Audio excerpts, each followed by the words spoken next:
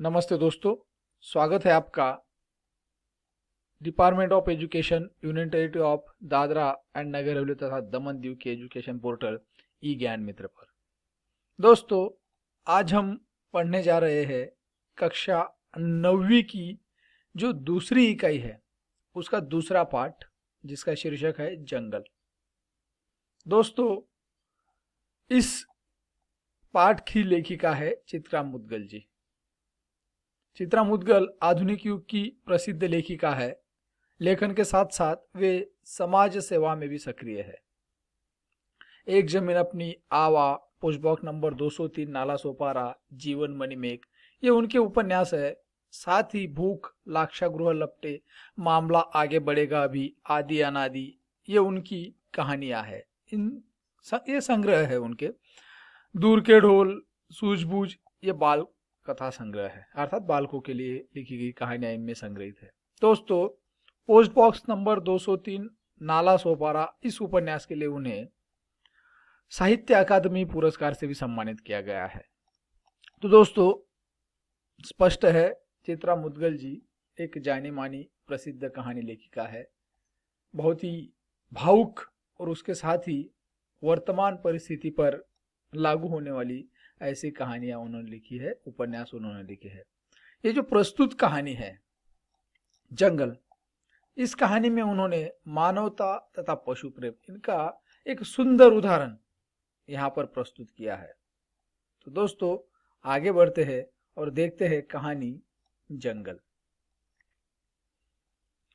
Reader अनिमा जोशी के mobile पर मांडवी दीदी की बहू तविषा का फोन आया और वह अपनी सास मांडवी दीदी से बात करना चाहती थी, परंतु अनिमा जोशी उसे अपने साथ के साथ बात नहीं करवा सकती थी। इसका कारण यह था कि मांडवी दी जो कि टीचर थी और वो कक्षा ले रही थी, और कक्षा में बीच में ही मोबाइल पर बोलना ये उन्हें पसंद नहीं था। अनुशासन उन्हें भंग करना अच्छा नहीं लगता था।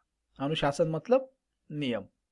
और इसलिए मांडवी दी तविषा से आग्रह करती है कि बेटा देखो, मैं तो इस वक्त, बुरा मत मानो, पर मैं इस वक्त तुम्हारी बात मांडवी दी से नहीं करवा सकती, क्योंकि अनुशासन भंग करना उन्हें भी अच्छा नहीं लगेगा। तो एक काम करो, तुम्हें जो भी कुछ कहना है, तुम्हारी जो भी समस्या है मुझसे कह दो, मैं उन्हें कह दूंगी। वो थोड़ी संकोच करती है और वो कहते कि बेटा मुझसे बताने में क्या हिचक, तो जो भी कहना है वो कह दो। तो तविषा अपनी सारी बात मांडवी दी को बता देती है, पर जब वो बताने लगती है तो उसका गला भर रहा आता है। इसका कारण यह है कि बात ही थोड़ी दुखद है। दरअसल मांडवी दी ने घर में 2 खरगोश के जुड़वा बच्चे पाल रखे हैं और उनका नाम था सोनू और मोनू। और आज दुख इस बात का है कि सोनू उसमें से नहीं रहा, और यही खबर वह मांडवी दी को देना चाहती है। इसी बात की उसे जल्दी थी।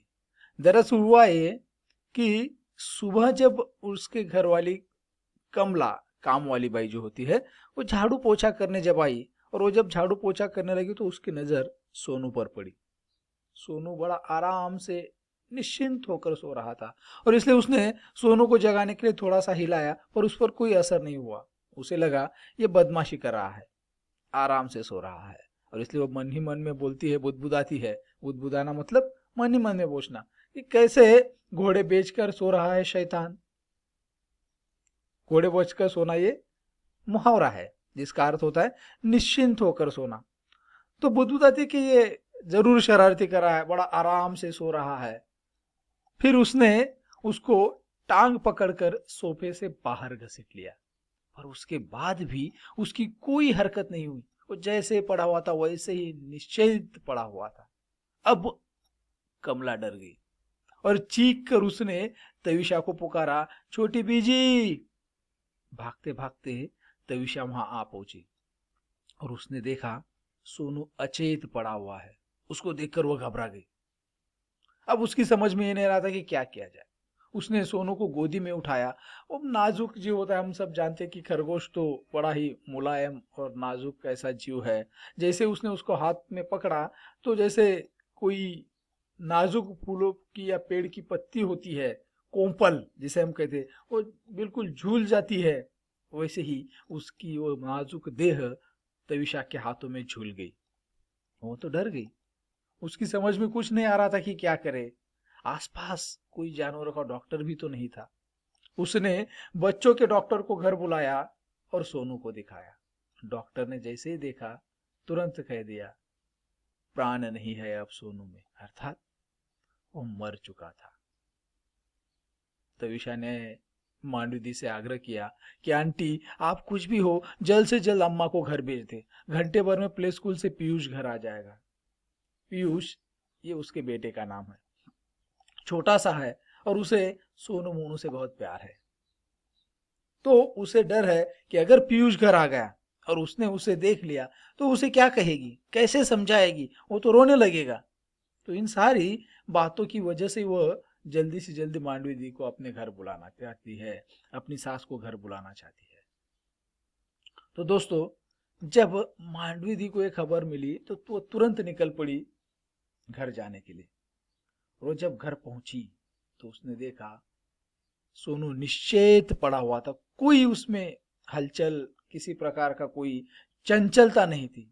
वरना हम तो देखते हैं खरगोश बड़े चंचल जीव होते हैं।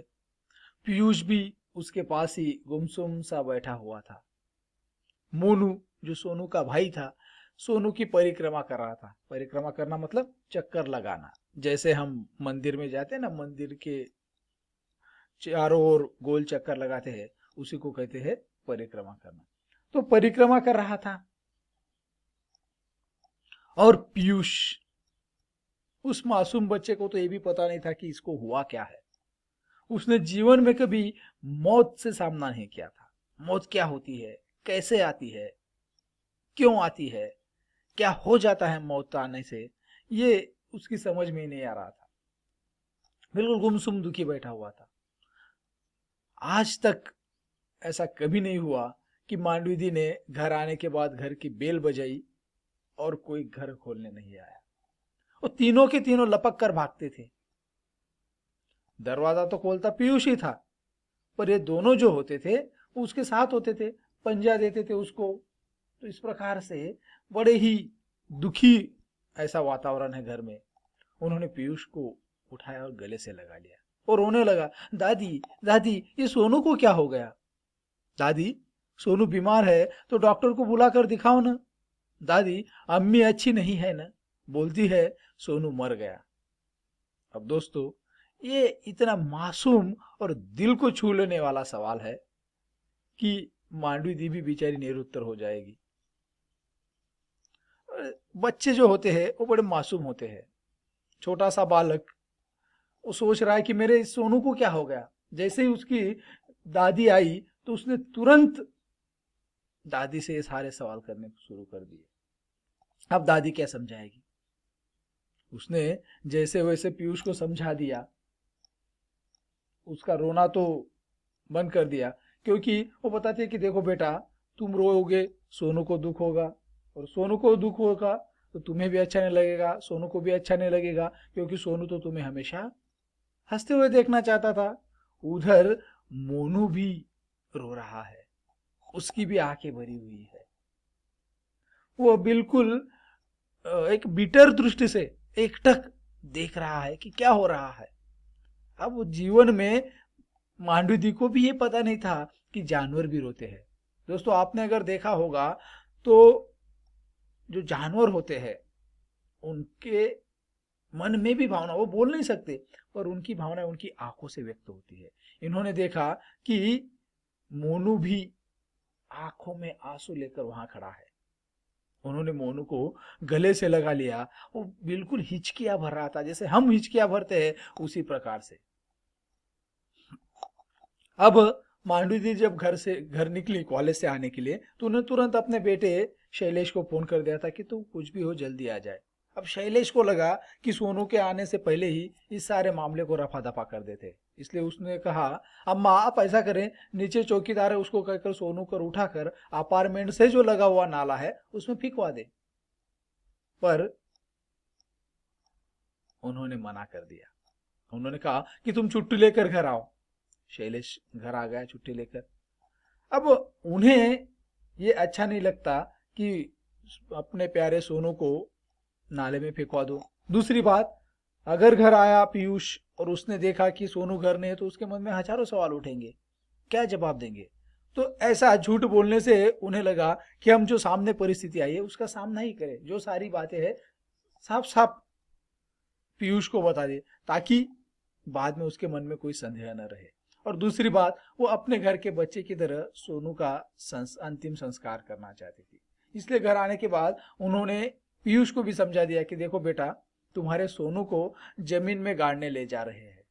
तुम्हारे पापा, नन्हे बच्चों की जब मौत होती है उन्हें जमीन में गाड़ दिया जाता है। तो बेटा, पापा आपके प्यारे सोनू को ले जाएंगे और जमीन में गाड़ देंगे, क्योंकि जब छोटे बच्चे कोई मरते हैं तो उन्हें जमीन में गाड़ दिया जाता है। उन्होंने बड़े ही शांति से, समझदारी से बता दिया पीयूष को, ताकि सारी बातें उसके सामने रहेगी, उसके सामने होगी, तो उसके मन में फिर किसी बात का संदेह नहीं रहेगा। पर उस मासूम बच्चे के मन में तो बहुत सारे सवाल है। उसने पूछा कि दादी आप ही बताइए ना, उसके दिल में दुख क्यों था। दादी ने जवाब दिया, उसे अपने माँ बाप से अलग जो कर दिया था। फिर उसके मन में सवाल आया, किसने किया दादी। उस दुकानदार ने, जिसे हम खरीद कर लाए थे। दुकानदार पशु पक्षियों को बेचते हैं ना। तुम ही बताओ, माँ बाप से दूर रहकर बच्चे दुखी होते हैं कि नहीं। तो दादी अपनी तरफ से अपने पोते को समझाने का प्रयास कर रही है। उसने भी जवाब दिया, होते हैं दादी, अम्मी 4 दिन के लिए मुझे छोड़कर नानू के पास गई थी ना, तो मुझे भी दुख हुआ था। उसे तुरंत अपने जीवन की घटना आ गई। हाँ दादी, मुझे भी दुख हुआ था जब मेरे मम्मी पापा मुझे छोड़कर गांव गए थे, नाना के पास गए थे। तो दादी दुख से मर जाते हैं। तुरंत उसके मन में दूसरा सवाल आया, कभी कभी पीयूष। दादी ने जवाब दिया। तो उसे ऐसा लगा कि जब कोई आदमी दुखी होता है तो वह मर जाता है, क्योंकि उसको उसे दादी ने ही कहा था। तो क्या मोनू भी मर सकता है। देखिए, बड़ा मासूम सवाल है दोस्तों, कि अब उसका एक दोस्त तो ऑलरेडी मर चुका है, उसका दुख तो है ही, पर उस छोटे से बालक पीयूष के मन में चिंता है अपने दूसरे दोस्त की, मोनू की। उसने इसीलिए पूछा कि मोनू भी तो दुखी है। सोनू मर गया, जैसे मुझे दुख हुआ है वैसे ही मोनू को भी तो दुख हुआ है, तो क्या ये मोनू भी मर जाएगा। बड़ा टच करने वाला या हृदय को छूने वाला ऐसा ये सवाल है। दादी ने दुख भरे स्वर में जवाब दिया, मर सकता है। तो दोस्तों, इस प्रकार से एक मासूम जीव की मौत के बाद जो छोटा सा बालक है पीयूष, और उस खरगोश सोनू का छोटा भाई मोनू, दोनों के मन पर क्या परिणाम हुआ, ये हमने आज इस कहानी के पहले हिस्से में, इस पहले वीडियो में देखा। कहानी का आगे अभी पढ़ना हमारा बाकी है, जो हम कहानी के दूसरे हिस्से में देखेंगे। ठीक है दोस्तों, तो दूसरा वीडियो देखिए। तब तक के लिए धन्यवाद।